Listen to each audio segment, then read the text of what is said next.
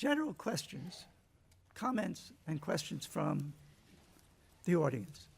And we'll leave some time for Professor Dworkin to comment if he wishes to.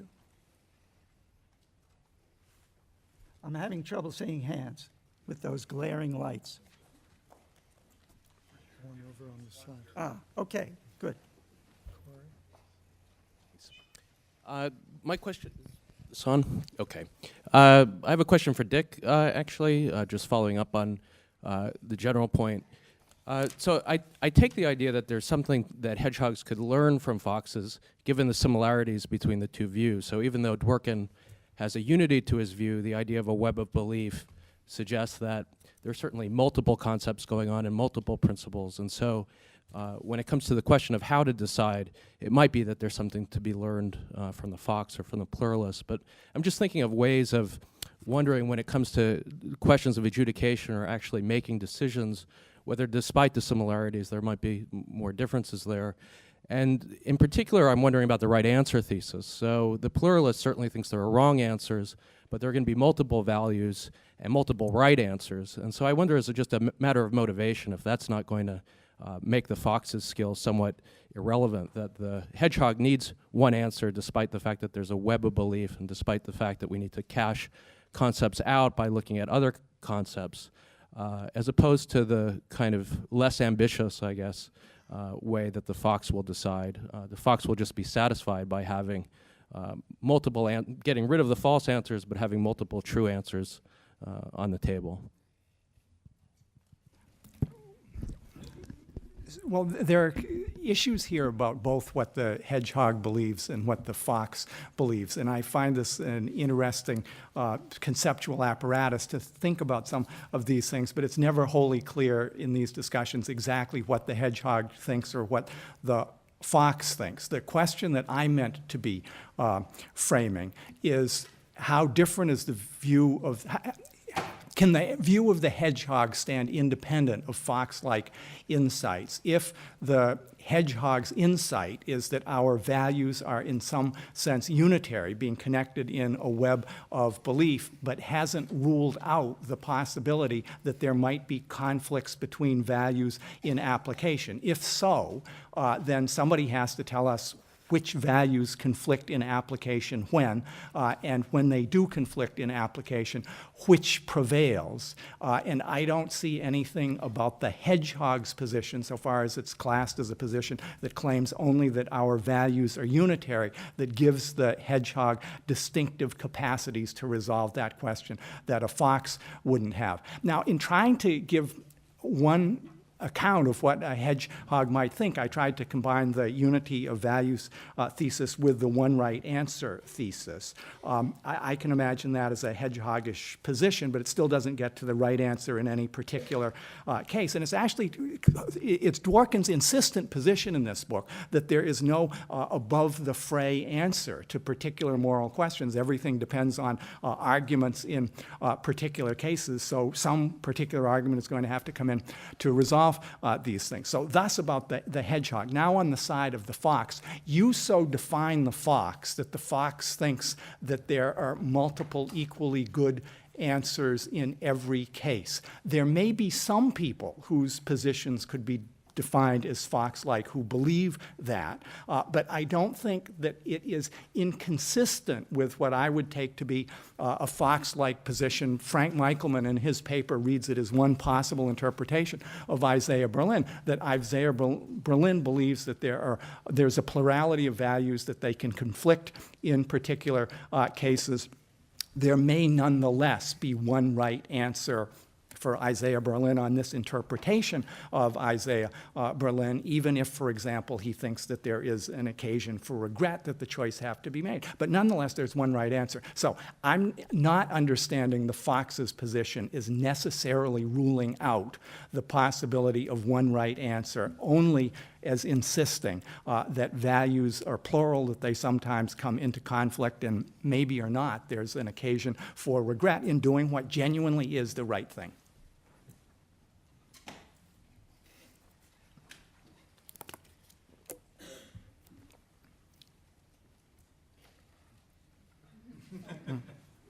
I have a question or comment for Larry. Larry, I would have thought you wouldn't have passed up the point to charge Ronnie with having too thin a conception of the Constitution and too weak a connection between law and political morality. Because in the past, you've talked about the concentric circles. You've got constitutional justice, and then you've got a thinner concentric circle, which is the judicially enforceable Constitution. And so I would have expected you to say, surprisingly, given Ronnie's hedgehogism, and surprisingly given his grand claims about the connection between law and morality, he ends up with a thinner conception of constitutional justice than really is available to him on a proper justice-seeking view of the sort that you espouse. Well, I may have passed up the opportunity. I think it is certainly true that if one says that legal rights are confined to the emanations of adjudicative bodies, you lose a lot of legal rights. You lose the rights that are in the Constitution. You lose the rights that are immanent in the court's own judgments, at least if they can't be realized in future judgments of the court. I didn't say this, but as I tried to make sense of what it would be like to be committed to the adjudication thesis, it seemed there was a real puzzle, that if the sources of a judiciary's decisions could be realized in future decisions, then to that degree they could be treated as law.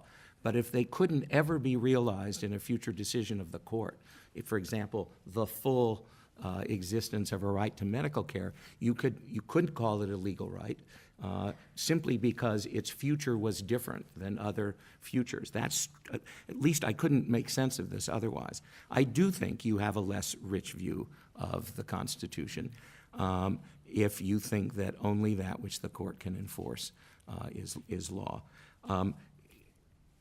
What Ronald's response would be, I take it, is there are lots of other rights. There are non-legal rights.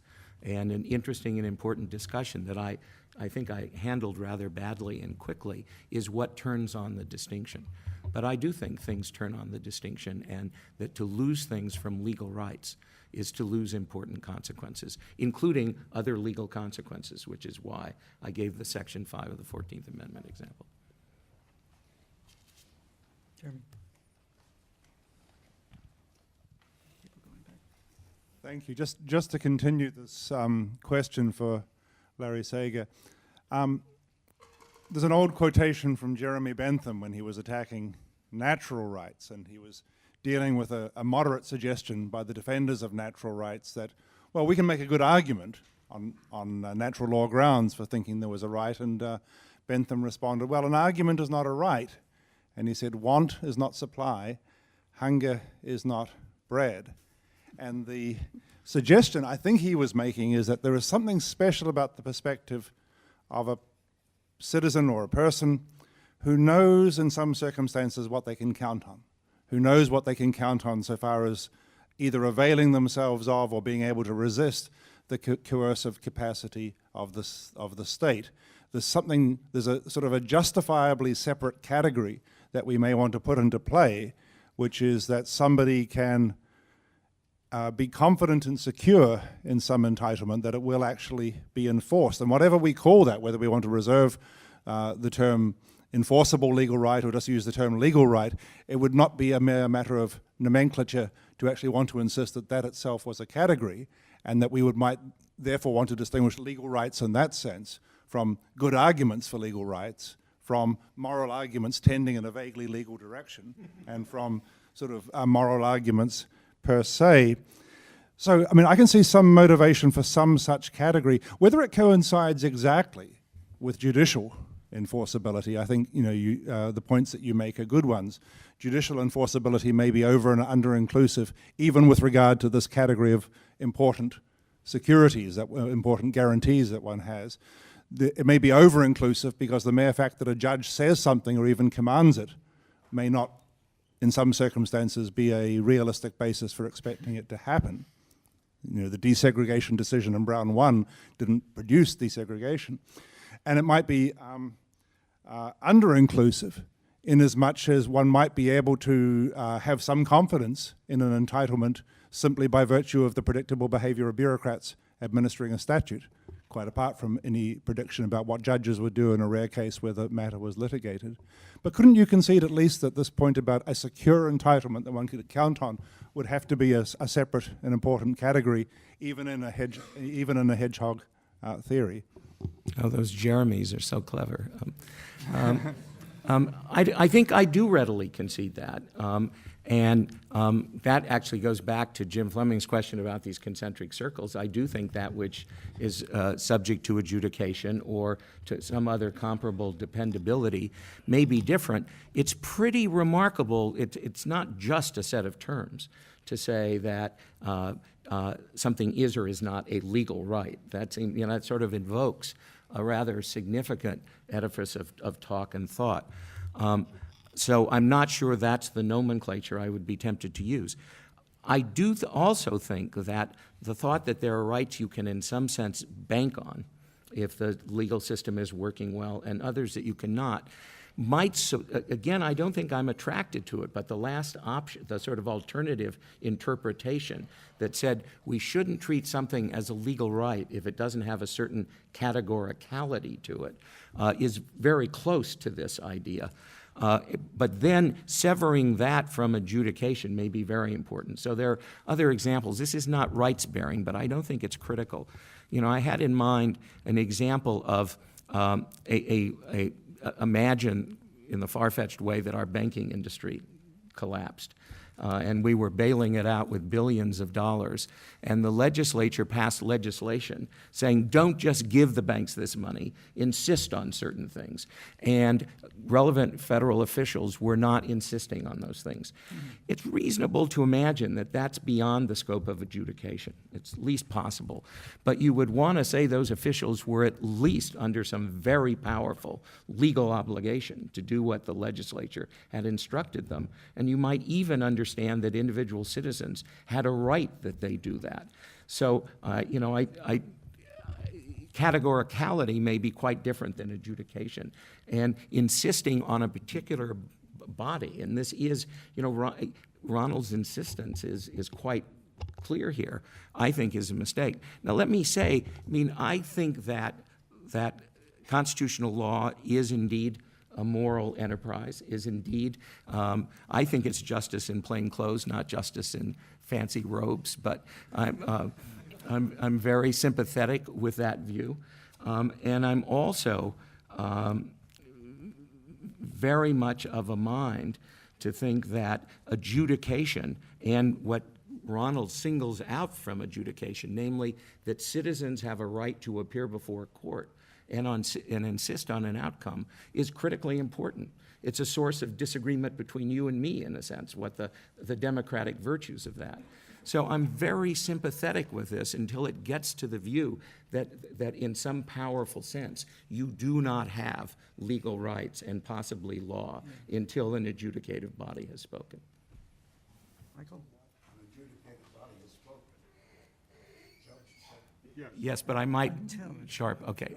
Don't say that. Okay, I won't. But can I tell you what not to say to? We got one more question, and then Professor Gould. Michael? I just want to press Richard Fallon a little more on this idea of the plurality of value. I'm just wondering whether I'm wondering how far you're willing to go. Can you? Yeah, we can hear you. I'm wondering how far you're willing to go. There's something very nice about the unity of value thesis because it ties the values together with your reasons in a certain way. I was just wondering, it's been observed, for example, that not only do values conflict, and that might be a cause for regret, but they might be so plural that even once you've winnowed out those you have no talents for, there are many good lives you could lead, but you don't have a reason to lead them all. That's a kind of completely unrealistic way of thinking about the way in which values hook up to your reasons. The values sit there as invitations for you, and then you get to pick something and you commit to it, and then you have a reason to act.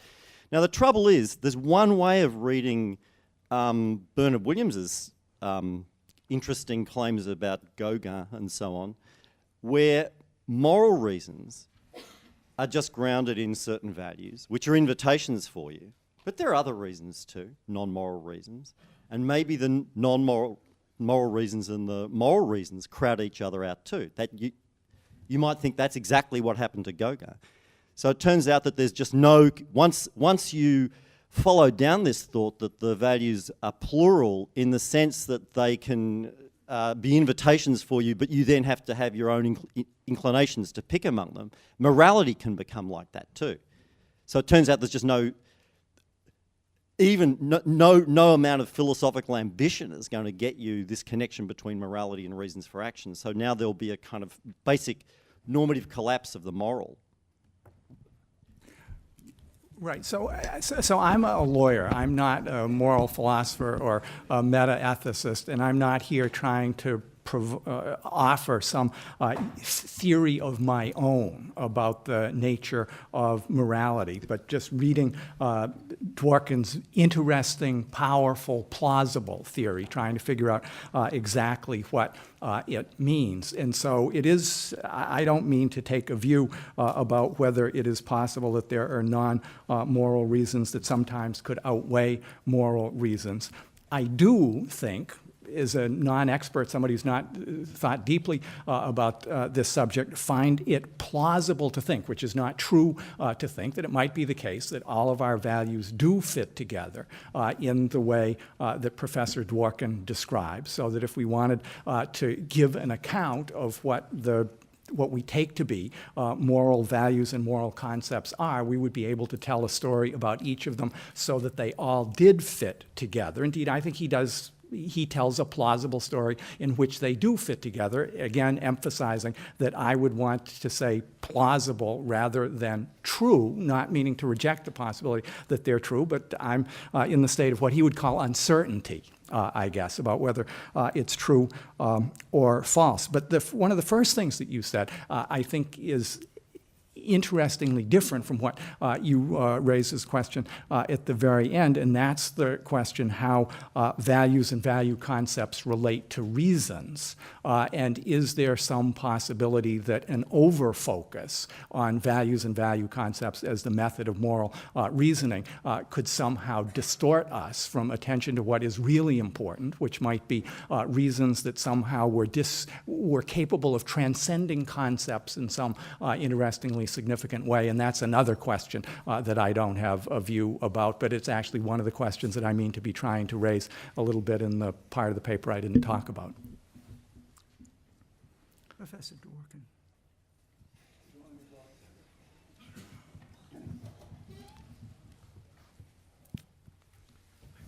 We're going over a little bit, but it seems to me worthwhile to be flexible. You are terrific, too. You really are. You always are. I think after listening in particular to this discussion, I've gone overboard with the bestiary. I think the attempt to distinguish the fox from the hedgehog may be leading to a certain amount of trouble, but I'll speak about that. I'm going to be very brief, and luckily I have more time tomorrow. Ben, you make, I think, 2 points I want to mention now. One is, is there a spare cup here? One is that I seem to be rebelling against the first half of the 20th century, bringing back truth for science, bringing back in particular correspondence theory for science. I didn't mean to do that. I wanted to say two things pertinent to that. One is that I have come to think that truth is an interpretive concept, that it follows from that the best interpretation of truth in science may be something like a correspondence theory, but, oh, thanks. But I by no means am satisfied with that. I said in the text that I thought there were many problems, and haven't studied the matter enough to know, but I do make one claim about truth in science, and it doesn't restrict me to a correspondence theory, I think. And that is itself a controversial claim, which is that the purpose that we have in setting out on a particular scientific inquiry does not provide part of the truth conditions for success, internal success in science. That is, to a certain degree, controversial. There's a type of pragmatist who would disagree with that, but that's my view. And I emphasize that view because I think that purpose does figure in the truth conditions for interpretation. I think that's the main difference. I therefore think that if we accept that truth is an interpretive concept, then just as we might think that there are different standards for truth in literary interpretation from truth in translation, two genres of interpretation, so we might come to think that there are different ways of formulating a test for truth in morality, which nevertheless can be said to be conditions of truth, because the more abstract, more general interpretive concept of truth would recognize this as a specification of a concept of truth. I realize as I speak that that's all very mystic, and maybe when you read the chapter you'll find it equally mystic, but I'm going to work on that chapter. I don't understand what people mean by constructivism, so I haven't ever gotten quite around it, but I do believe that the people who call themselves constructivists also call themselves anti-realists. I am not an anti-realist, hence, I'm not a constructivist. I just mean what I think I've always meant. When I said long ago, we should stick to our knitting, what I really had in mind, and I think even said this, if I remember correctly, is that we practicing law, worrying about how hard cases should be decided, we shouldn't engage in meta-ethical controversies. I still think that. I am now clear in thinking what I only suggested in Law's Empire is that there are no genuine meta-ethical controversies that we might engage in. All the better. Now, I found Richard Fallon's comments extremely helpful, and I'll have to say more about this. I think, as I said a few minutes ago, that to talk about the division of labor between the hedgehog and the fox carries a nice image too far. I really don't think that there's a particular foxy way of worrying, of identifying conflicts in values, but perhaps I should think that. I do think that the right answer thesis is to be separated from the unity of value thesis in various ways. First of all, I do think that there are, and I tried to illustrate this in the chapter on interpretation, there are genuine cases of successful internal arguments for internal skepticism. I give a few. And one way of reporting, say, the conclusion that there is no one best way to direct Hamlet. One way of reporting that is the right answer is there's no right answer to how to direct Hamlet. And if you're dissatisfied with that, if you say that's too cute, and what you're really saying is there's no right answer, not that that's the right answer, then this would be a case in which the no right answer thesis fails. The unity of value thesis is different. And I did say at one point, we may have to be unkind, something which you picked up on, and I think you're right to pick up on it. We may have to be unkind. What I thought as I heard you is something like this. We want, if we can have it, a conception of kindness which would not make telling someone the truth an act of unkindness, if it's also right to tell them the truth. That is, I do think that our hope, our effort to do the best we can, we may never be successful, would be to arrive at understandings of these various moral concepts that we can believe and that eliminate that kind of apparent conflict. I don't know that we can succeed. I think I said several times in the course of the book that we may not be successful. This is, in my mind, what moral responsibility asks us to hope for. What should we say in the meantime? In the meantime, I think it is perfectly understandable to say this would be an act of unkindness, but justifiable. Or this would be a case of not being honest, but justifiable in order to be kind. That is, what I think we record in that kind of a statement is our lack of success, which we may never terminate, our lack of success in carrying out the project of responsibility.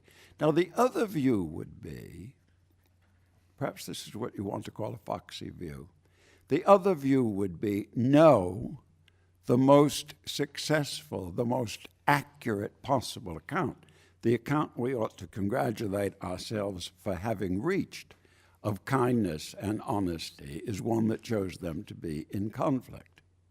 Now that seems to me dangerously close to believing in morons, dangerously close to saying we just stumble over the fact that as things are in the realm of honesty and unkindness, this is how things are.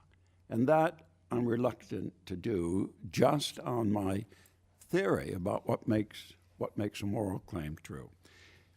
Still, I want to repeat that I'm grateful to you for having raised the question in the way you did, and I will work more on it. Now, Larry Solem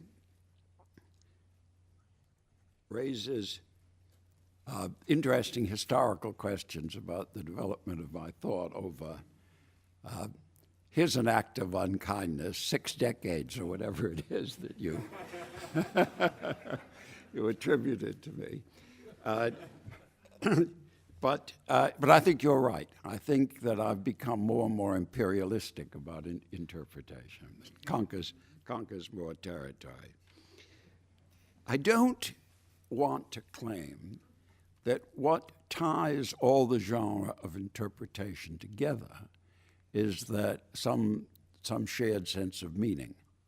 On the contrary, I think that I say that although we can express the conclusions as conclusions about intention or meaning, that is simply a reason for thinking that there might be, and not a conclusive reason, as I said, for thinking that there might be something else that ties them together. The something else that I think ties them together is the account, the 3-stage account of interpretation that I offered, the important part of which is that it belongs to interpretation as an activity to begin in some thesis about the purpose of that very activity. That is, I think, not true outside interpretation. That someone who thinks about the right way to read a poem is, as T.S. Eliot once said, exploring the point of interpreting poems, exploring the right interpretation of the tradition to which he takes himself to belong. As Eliot said, it isn't just poets who are reinterpreting a tradition. Critics are doing that too. I think that was an important insight. And it's that recursive and feedback notion of the idea of purpose in interpretation, which carries us from the point of the tradition of interpreting in that genre to making the best of a particular object, which when we take ourselves to be interpreting in that genre, that ties all these together, I think. Now, Larry Sager, and I think it very important to my view not to describe it as the view that what is law is only what emerges from adjudication. I think it's very important that continues to be important to my view that judges may get the law all wrong, and they may get it wrong for a long time, therefore refusing to articulate what people's legal rights in fact are. So I begin, this is close to what Jeremy was saying, but not, but somewhat different. I begin in the idea that it is important for various reasons, both practical and theoretical, to identify those rights which people have that are exercisable by them on demand, exercisable by them without further political decision. That distinguishes the cases I have in mind from a case mentioned by Jeremy, as I've forgotten, over-inclusive or under-inclusive, that is, of the citizen who can count on a pattern of behavior by bureaucrats or administrative officials. Being able to count on it inductively, you might say, is not the same thing as having a right on demand, a right to demand it. If it were a case of having a right to demand it, because I'm not tied to any particular institutional apparatus, if it's a right to demand it from a welfare agency to walk in and say, you need not revisit the question of whether this is wise policy or not. Here I stand and I'm entitled to this now. And I'm entitled to this by an agency of government which has power to direct its enforcement. It needn't be courts, and I think I say in some cultures it's not. That seems to me the key. Now, why? Why arrange the terminology in that way? Partly for the point that Jeremy made, that this isolates a distinct and distinctly important notion of a kind of right people can have, but also because it has to fit into a general theory of rights and a general theory of law. We have important political rights. These are rights, however, that demand consideration by a legislative body. One of these is the right to health care in this country. Consideration by a legislative body, action by that legislative body, not just in, perhaps just in response to our right, but not on demand. An example that I've given on other occasions is this. Let us suppose that Congress has, in the past, rewarded those who have fought for us in foreign wars by giving them rights, free education, GI Bill of Rights or something of that sort. Now the question arises, will we do that for the soldiers fighting in Afghanistan? I believe that they have a political right, based on what we've done before, to this kind of benefit, but not that they have a legal right. We might take the other view and say, no, we should cut the pie differently, and we should recognize as legal rights rights that people are not entitled to on demand, so that the right to ask of Congress that you have an education for the Afghan veterans counts as a legal right, even though it couldn't be enforced presently in a court. What's wrong with that? Well, there's theoretical questions I have. What is your notion of what law is? How does a legal right differ from a political right? Larry said something about Kelson and Hart. My blood always runs cold when those two names are conjoined. But a positivist has an answer. I mean, assuming that we accept his positivism, he has an answer to my question. That which is true in virtue of a certain kind of pedigree stemming from an accepted and conventional rule of recognition as to what makes law.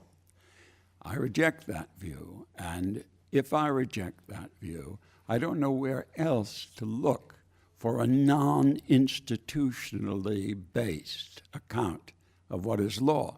The Constitution of the United States begins, or at least there's somewhere near the beginning, a series of statements about a more perfect union. Do I have a legal right to a more perfect union? I might defensively be said to have a political right to a more perfect union. I don't think it makes much sense to say I have a legal right to it. Now, David,